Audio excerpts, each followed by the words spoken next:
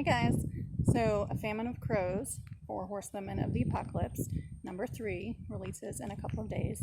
And so I thought this would be a really nice time to start a series of videos that I've been wanting to try, which is reading on horseback.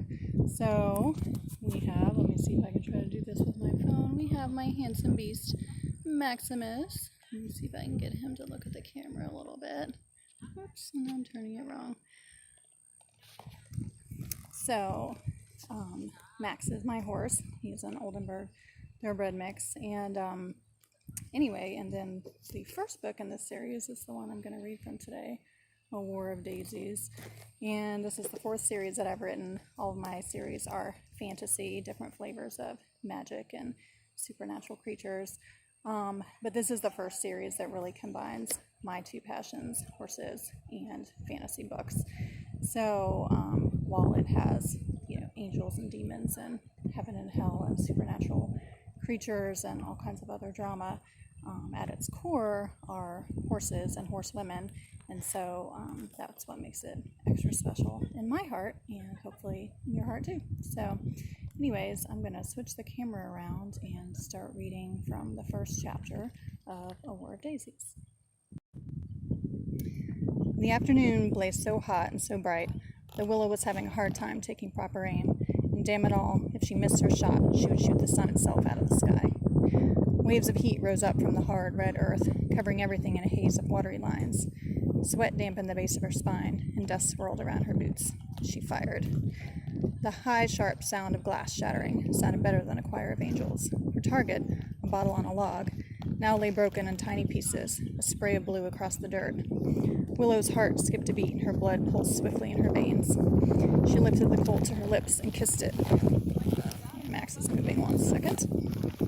Lost my spot. And the metallic tang in her mouth tasted like victory and power.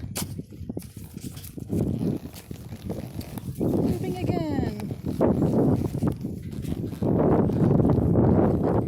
Round we go. Alright.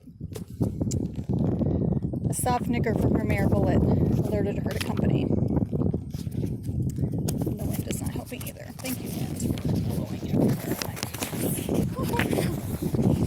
the adventure!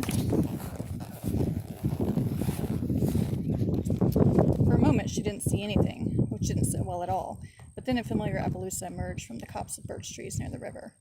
Its rider sat bareback, her skin the same cinnamon tone as the mountains rising behind her, her hair ink in midnight. Willow stuck her gun in her belt as they approached.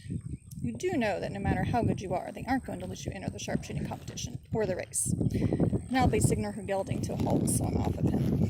She always dismounted face forward by swinging her leg over her horse's neck. Girls aren't allowed to enter. First of all, I'm a woman, Willow said, hips cocked to the side, hands resting on them. But, she cut off Penelope's protest, I'm well aware that women aren't allowed either, because Hawks Hollow is way behind the times. It's nearly the 20th century for crying out loud. She stopped there and waited until Penelope pressed for further details.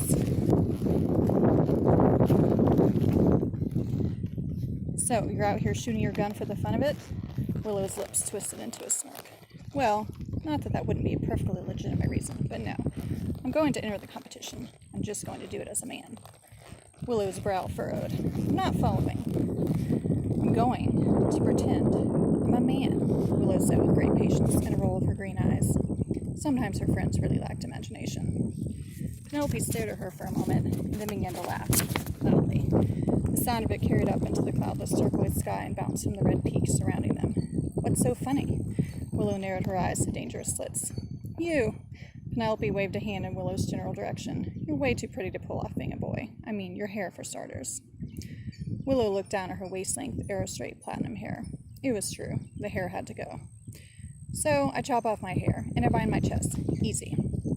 Penelope muttered something under her breath about not having much of a chest to bind, which earned another famous glare. What of your mother? She asked louder this time. Ooh, Maximus took a little stumble there.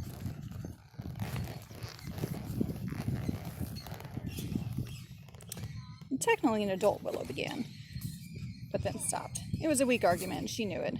Being an unwed woman and all, didn't matter that she was legally an adult. Again, antiquated.